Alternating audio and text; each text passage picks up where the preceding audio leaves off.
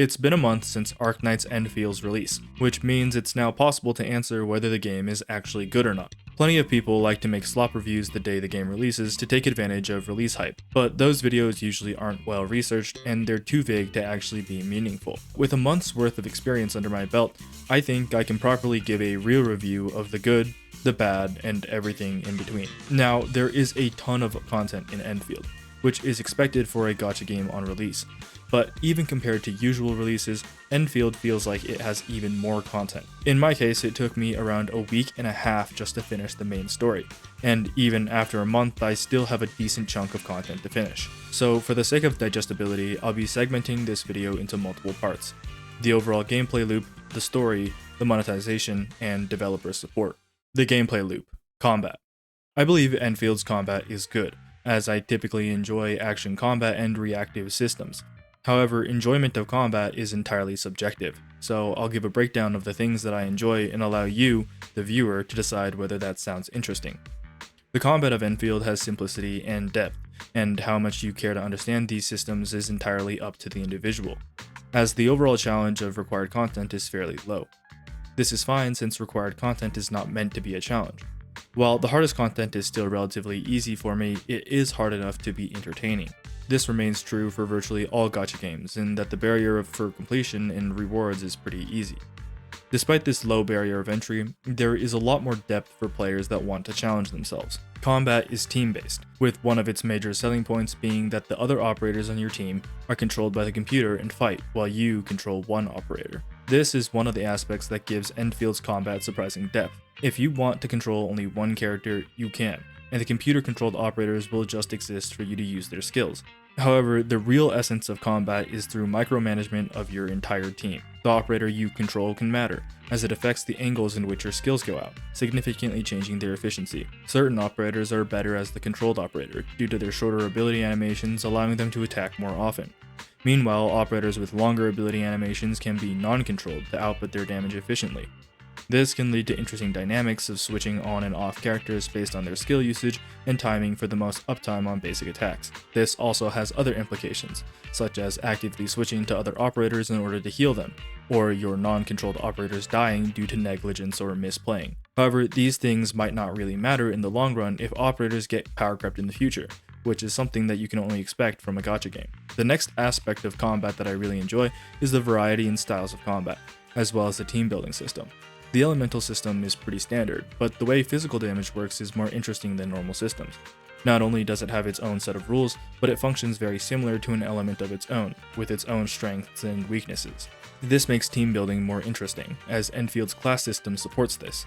It would take too long to explain everything, but it is something I find nice. The last part of combat that I enjoy are the core combat fundamentals of dodging, interrupting, stunning, and SP usage. Enfield's dodging system is a bit unique, in that instead of activating some sort of dodge counter, you instead keep your basic attack chain going, which is interesting in its own ways. Dodges are not always telegraphed, and even if they are, the timing of the dodge varies, meaning learning enemy movesets is another layer of depth you can enjoy. Interruption is a useful mechanic that makes you think a bit more before you use your skills, alongside shared SP usage. Your usage of skills is quite important. Instead of just being able to spam all your abilities at once, you have to pick and choose the abilities you want to use. This does have one minor drawback, being that sometimes there will just be an operator whose skills you just don't use. Now, once again, these are the reasons why I think Endfield's combat is good. If there's one thing that I could complain about, it's that switching your locked on target is extremely annoying. Factory Simulator. Enfield's Factory Simulator is a point of contention among a lot of people, with snarky people saying things like, why would I go to work as an electrical engineer just to come home to be an electrical engineer? And for those people, I feel only pity. But that's enough strawmanning. Prior to playing Endfield, I had never touched a factory sim, but I went into the game with an open mind and ended up really enjoying it. Like, seriously, it is addicting. From what I've heard, Enfield's factory sim is on the simpler side, and without knowing how other factory sims play, I would have to agree.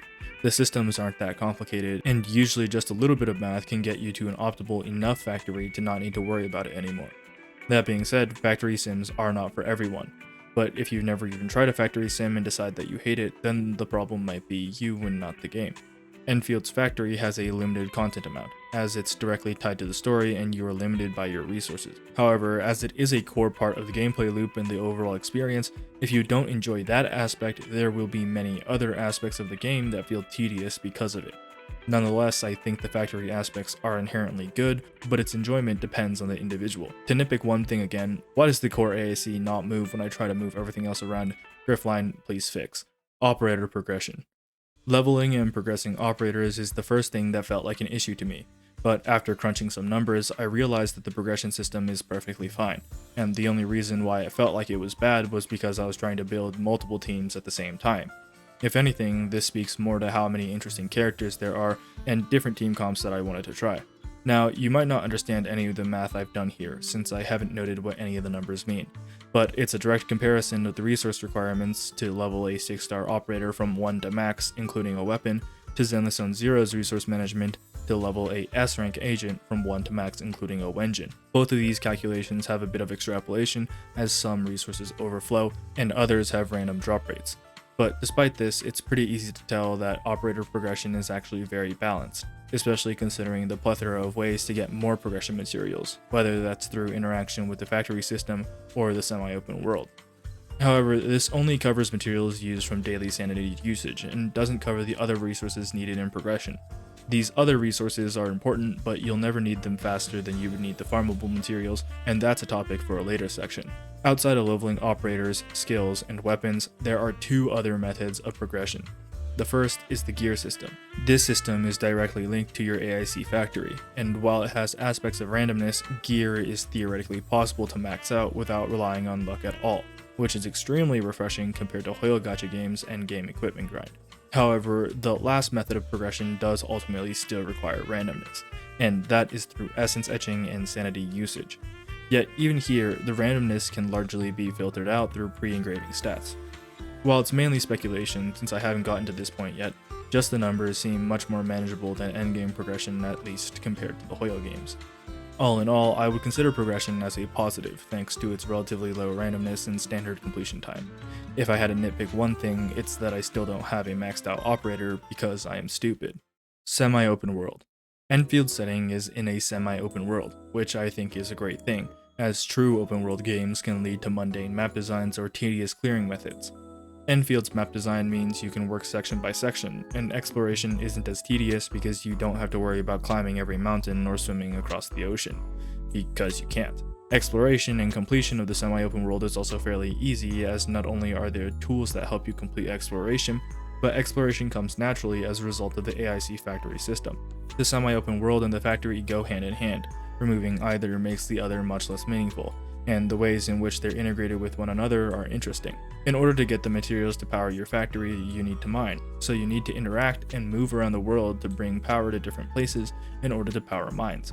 With the buildings you make from these mined materials, you can expand your factory, and also have an influence on the world. By setting up ziplines, you can increase the speed you travel to locations, which becomes important once you recognize that the world holds many of the necessary progression materials for upgrading your operators, as well as regular repeating content. If you aren't setting up ziplines, you can also use defensive turrets in order to assist in farming, as the most grindable content is in the semi-open world. All of these factors contribute to the world being a part of the core gameplay loop instead of just the setting. I personally find this to be fun, and believe it grants the world more meaning than just a place to explore once and then never touch again. To nitpick one thing, it's that this game is too kind. In 2 separate scenarios where I was supposed to use bombs to progress, I just brute forced it and jumped through places that should not be reached, except that was actually really fun. Repeating content. Repeating content usually refers to dailies and weeklies, but Endfield is a little different, and it's also another point of contention. Despite this, I don't think it's that bad. Outside of the regular dailies and weeklies that are now industry standard, Endfield has a few extra things that reset on a regular basis. Of the things that reset on a daily basis, the first is outpost management. Through the goods acquired from the factory, you can trade it with outposts for in-game currency that can be spent on a variety of things. This only takes a few seconds. Next is stock redistribution. You buy low and sell high, and this also only takes a few seconds. Next is managing the Dijong, which also only takes a few seconds. Next is visiting and assisting friends for credits to be used in the credit store for a variety of goods, which takes a few minutes if you want to be optimal. Next is depot node management, delivery jobs, and recycling stations. These all require overworld movement via ziplines, but as they overlap, it's hard to isolate the time needed for each. This is one of the most tedious processes, and it takes at least 10 minutes. And finally, the last thing that resets on a daily basis are plant plots, which are used to farm rare plants for consumables. This takes around 6 minutes. If you haven't noticed already, this is a lot of stuff to do on a daily basis. It all adds up and quickly becomes tedious. So why do I still not mind this system? The reason is the most tedious things are not necessary. Plant plots are only for consumables after you finish the collections, which only takes a few days at most. And consumables, while useful, will most likely not be that important in the future, meaning you don't have to do this. In fact, I would recommend not doing it, since it's by far the most boring. Instead of doing it on a daily basis, planting crops should be done on a need-based system. If you need a certain consumable, for whatever reason, plan ahead and plant crops. Next are the recycling stations. Even though they are slightly intertwined with depot node management, there is still a large chunk of them that are not. Just like plants, I believe that recycling should not be done on a daily basis. You only use these materials to upgrade the OMV Dijong, which is important, but you don't need that many materials. You can get the materials to max out the Dijong in around a week. Even if future updates require more upgrades, I hardly believe that they'll be expensive enough for doing this daily to be necessary. I've done this every day, and have around 2,000 of both upgrade materials. As far as I'm aware, these materials have no other use, so you really don't need to do this. So after taking out these two major time sinks, everything else only takes a few minutes at most. But there's more. While weeklies also exist, they're very quick to complete, as long as you actively choose to do so. What takes the most time out of repeating content is collecting promotion materials. These are scattered around the world at various nodes, which yield rare promotion materials every day. While you could technically do this daily, there's no need to do them until they're full, which is every 4 days. This is slightly more important. Promotion materials are directly correlated to upgrading your operators, so they're more valuable.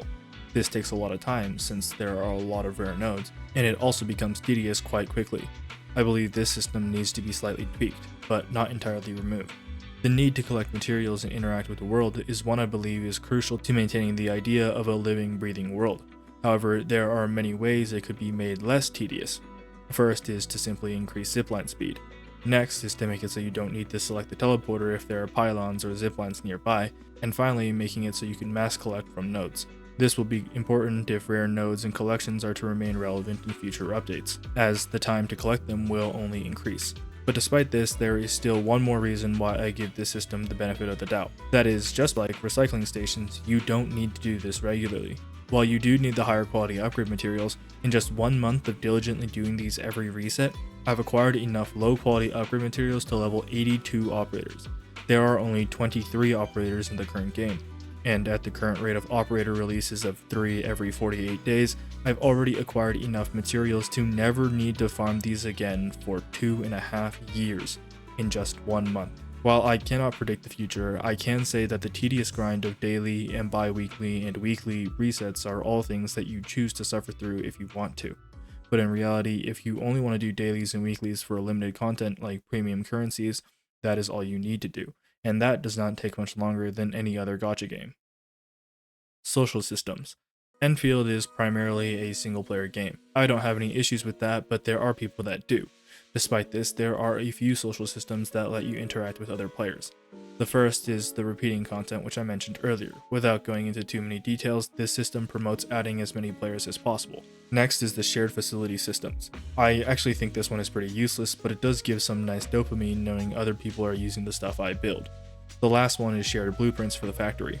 While I don't personally use this at all, I am aware that many people rely on it and enjoy it, which is good. While it might be slightly disappointing that there isn't any true co-op content, I'm sure this will change sometime in the future. Endgame content. This is the first topic that I believe is a true issue in the current state of Endfield, but only for one very specific reason. That reason is because there isn't a true repeating endgame mode in Endfield. In many other gacha games there are, and these are a source of premium resources as well as a way to test your skills against what the game truly has to offer. While I think the lack of this type of game mode is an issue, I also expect this to change. Not only has the recent update proven that permanent content is still being released, it also proved to me that I am not ready for repeated high difficulty content that requires multiple high level teams. As such, I recognize why the devs would not release this type of game mode just yet. It's to allow players to familiarize themselves and build teams to properly prepare for it. Even though there isn't any repeating endgame content, there is still plenty of endgame content. They all have their own appeal, but this video is getting too long, so I won't be going into more depth. At the end of the day, the endgame content makes sense, and I'm excited to see what new endgame content the devs have prepared for us.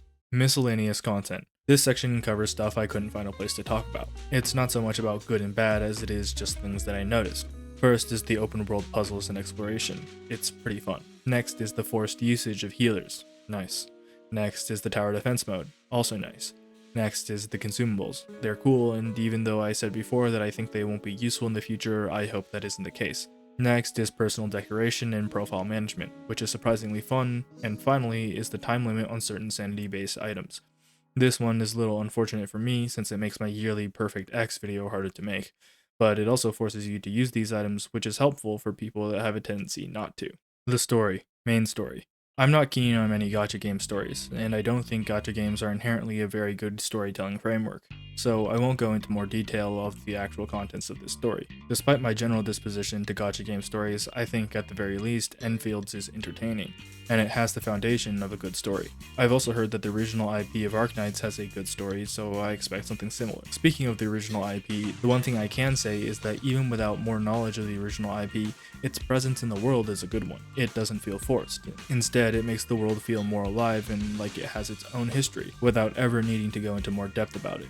I play the game with Chinese voiceover and English text. There are some issues with the localization, but it's not enough to change the perception of the story, so it's not a big deal. Instead, it's more worth talking about the English voice acting. Different characters have different accents, and it's a really refreshing change that makes the English voice acting extremely unique. It's also applied to the NPCs, which is another way to make the world feel alive. The NPCs are also quite impactful to the overall story, and there are plenty of characters that are important that are not playable or obtainable, which I think is a good thing. But it does bring about some issues. Operator integration. The operators that you pull for and are interested in may never have a larger impact on the main story. Many operators only show up in side stories. While I believe this is a good thing for the sake of good storytelling, it can be a bit disheartening for players that want to see more of their favorite characters. While I understand this sentiment, it's a sacrifice I'm willing to make for the overall health of the story. In order to learn more about the characters you like and enjoy, you need to build up their trust to unlock more of their stories, as well as granting combat bonuses. This is a more profound way of caring for the characters you like. Instead of finding ways to shoehorn characters into the main story, you need to make the conscious effort to learn more about them, which I think grants more soul to the entire endeavor. Artistic design.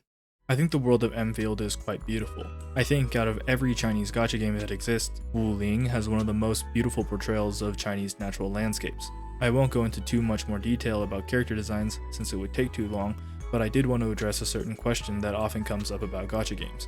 How good is the gender distribution?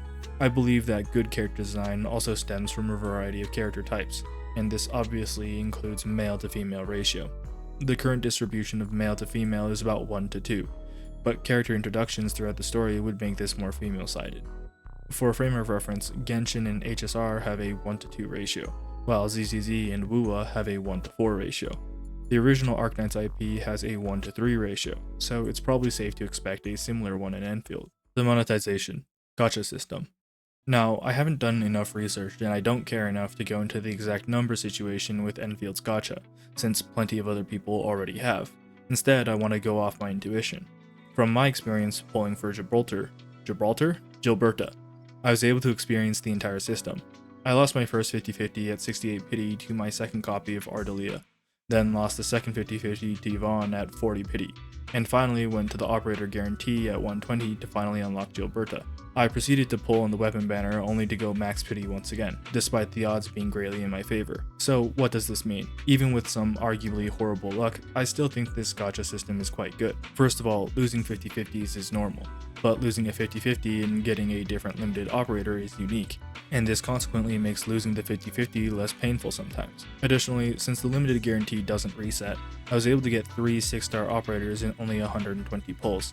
That is to say, I believe this system is more forgiving to unlucky players, and even more rewarding for those who are lucky, but only if you have enough brain cells to know how to save premium currency. Likewise, the weapon banner system is one I believe is incredibly good, as it means you don't have to spend true premium currency on weapon banners.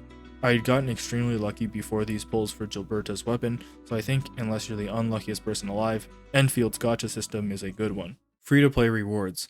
A little spoiler for a future video of mine, but I've been working on a gachaless account, which means I'm playing off of exclusively free-to-play rewards. Without saying too much more, I think the true free-to-play experience is good. Not only is there a battle pass that pays itself off for super premium currency, there are a ton of free rewards, and the only thing I feel like is a slight issue is the lack of repeating rewards for standard pulls. But I think this is easily fixable, and that is thanks to the developer support. There are quite a few issues that I've pointed out, and among them there are others that I haven't mentioned. This is because in the process of writing and making this video, the developers had already addressed and fixed a lot of the issues. For example, there's an extremely handholdy system that helps new players learn the factory system. For some people, it is necessary. For others, it is very tedious and pointless. While you could just ignore them, there are some rewards that come with it, which is enticing to some players. In order to solve this, the developers added an option to claim the rewards without needing to deal with the annoying system. For other issues, the devs have been generous with free rewards, and at the end of the day, all I can say is that the devs are paying attention, and I only expect the game to improve as time passes. That's everything that I chose to cover in this video. If I had the time or wanted to, this video could be double the length because of all the content. But the point that matters is that yes, Endfield has some issues, but ultimately I think it is good. If you finished this whole video but aren't subscribed, why?